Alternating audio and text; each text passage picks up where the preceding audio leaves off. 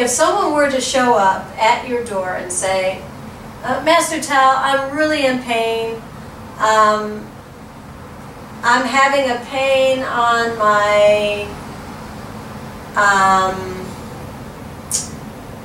my lower right arm. Could you help me? What would be the first thought? What would you think would be the problem, and how would you help them? Okay. Are you asking the person need help from me? Yes. Or the person's pain need help from me? Oh, well, both. Okay. Yes. You see, I'm in pain. Okay. Is the pain told me to help, or the person asked for help? Two different questions. Oh, that's true. Yeah, remember last time I was here with you? Right? Yes, yes. I didn't do anything, right? I'm not going to help, you know. You see, that's a moment. You're in such a pain and you need help. I did all I can. I knew in that moment there's no magic pill. Okay? People talk about magic tide, magic pill, okay? It happens. But it happens along its own timing, right? There's timing for everything. Yes. It doesn't mean you're in pain in that moment, okay? The pain is going to subside in that moment. Right, and then now that you've brought me into it, I realized that the pain had a message for me, so I had work to do. But for the average person who is not ready to work with their pain and really just wants the pain to go away, what would you think if they said, oh, it's my lower right arm, and can you help me get rid of this pain? What would you think the problem is, and how would you help them to get rid of the pain? Good. You're good getting the question point.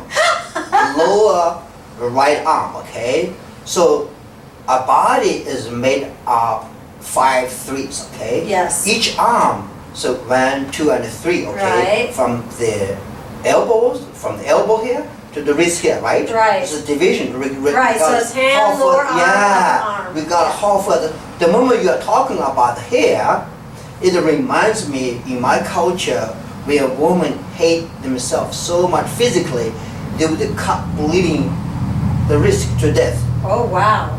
That's my first inclination, okay?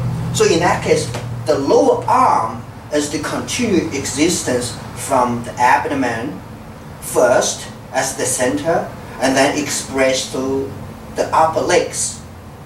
And what's going out of the upper leg, instead of continue to the lower leg, this switches between the elbows and the knees, like swastika. Oh, wow. So are those pressure points or meridian points that where you're bouncing from one part of the body to the other? That's true, but in the meantime, this part, okay, are you talking about inside or are you talking about outside? The yin and the yang. So in the Chinese medicine, each section has a 3 meridian running inside, yes, and a 3 running on the outside. There's maybe 10, 15 points around the lower arm from the wrist, especially from the wrist, this area, you know. There's a bunch of points like this area, like the most important one, like remember, you touch right here, you're like turning on by electricity, like lightning. Right, you feel it. Yeah, lightning points. Yeah. So in that case, when people talking about the pain,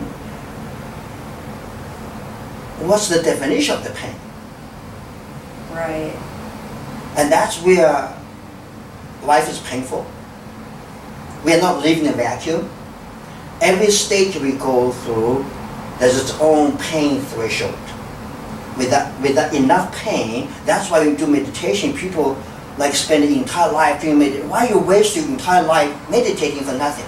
What they do? They sit in a position or standing in position, any position, or lie down in a position until the body becomes, first is the pain, right? Most people 5 minutes it won't stop pain, okay? After pain, it's the numbness. After numbness, like some shoot up energy comes through. And then boom, you make your next nerve. If you spend 24 hours without pain and without numbness, your body is awakened.